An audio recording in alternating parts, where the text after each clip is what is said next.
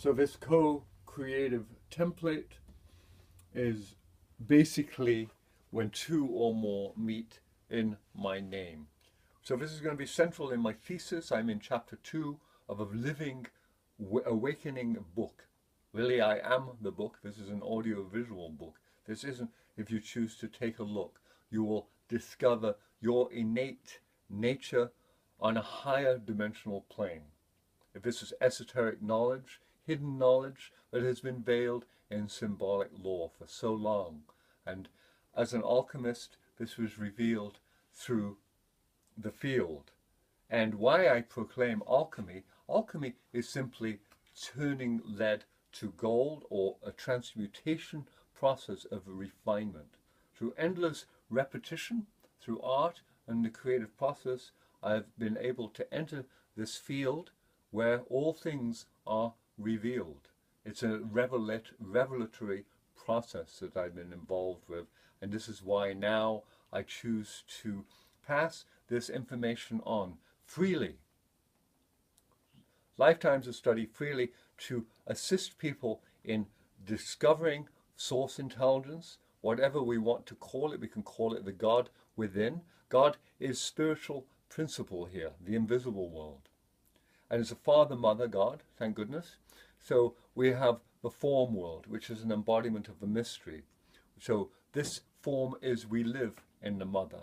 And my Trinity is the child, the sacred child who was beguiled by fear, that wants to return to the garden in safety. The magical child, the creative process, if left to our understanding with the right container, which are basically divine keys of the mystery, how we can excel and fly into an amazing travesty. And this is what I call the New Earth prophecy.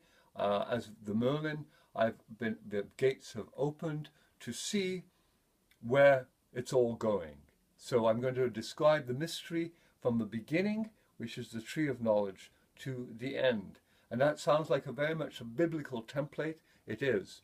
The esoteric mysteries are wrapped up in an esoteric understanding of the mysteries of creation. And the Western map through the Merlyn is simply the Western map of how we can enter the mystery, which indeed is the Grail quest. Are you on the quest? Do you want to know? And do you want direct access to the kingdom, queendom within? And in that, there is the asking. If you knock on this emerald door, so to speak, to become part of this quest of understanding, and then you come to your relationship to divine source, which is what it's all about. Not through me, through the inner Merlyn, through the inner mage. So the first proclamation in these teachings, in the first ring of sovereignty, is one gold ring on the horizontal plane. And in all schools of magic, this is simply called the ring pass not. And when you create that field of divine protection and invoke all the celestial hierarchies, all your guides, all the elders of a race to hold that template, it is simply done. You are sovereign to creator itself. And it is a zero field to begin. It is emptiness. It doesn't have the presumption of saying, I know anything. It is a divine feminine principle of emptiness and zero. If you look at a ring from the top, you will just see a big zero. And that's the field. That's where the map starts, in origin, not in the one. The one, which is centered in the eternal flame, which is the divine spark, which when you're given a life, this spark sparks the blood. This is a symbol of the sun itself, which is actually inside you. It's the inner sun.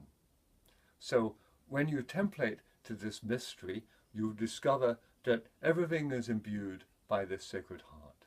And that's how creation is always working, that you are simply a microcosmic map of the creation process. And it is a map that is designed by very, very evolved celestial intelligences. And here we are on Earth, asleep in the process because this is a free will zone. So you have to make a choice.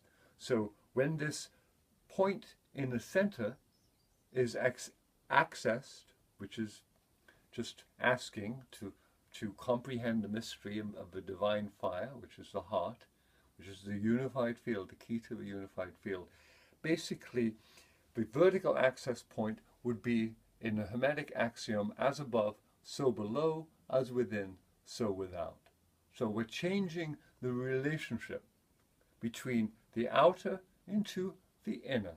We're changing the relationship to seek the evolutionary field, the ascending field, from the devolutionary field. The devolutionary field is simply coordinated by fear. And we all have fear, so what we do energetically is we offer it up on the outside of our ring. That way we can be transparent in understanding how a fresh creation is always arising each moment. So this involves languaging ourselves. And so this first ring is dedicated to the power of sight, of inner sight, to see what it is you want, what it is you intend. From that zero, to ask, what is the blueprint for me? So this is a ring cycle, that first golden ring, ensures sovereignty of the soul. And conveniently so, because these are all master diagrams from ascended masters to hierarchies of light, you could put the violet all-consuming fire around that ring, lifting and dissolving the impurities. So this is an alchemical process using the divine fires. So when you do that, and you call on this divine assistance, it sets a template up to let go of and heal the past. And one must, in a sense, in order for the new to be revealed, one must be constantly alchemizing substance. You let go of one thing so you can replace it with another. We're letting go of an old story based on fear and genetic predisposition to a new story. This is a perfected system. So this light comes down in the form of vertical access, basically. And what does it spell? It spells the great I itself. The I in the beginning. And if we wanted to put it in an I am language, which belongs to the West, we would put that I, that sovereign I, at the very top of the pyramid, and then AM below in the pyramid. And we could say, pronounce art and magic. The language is a language of manifestation, or art and music. These are the languages, the sublime languages of energetic form. So this language is embodied in the power of the sacred word itself, which is the sword. So it's very convenient that we can use the word framework to redesign through casting a new spell. So we have the grail, the unified field, the sword, the power of the penetration of discerning between the evolutionary and devolutionary spiral. And that's the sword Excalibur that is held upright. So in this system, there is no enemy. There's unconsciousness, which we're going to delve into the mystery of unraveling what is unconscious, what is conscious. All of creation is conscious.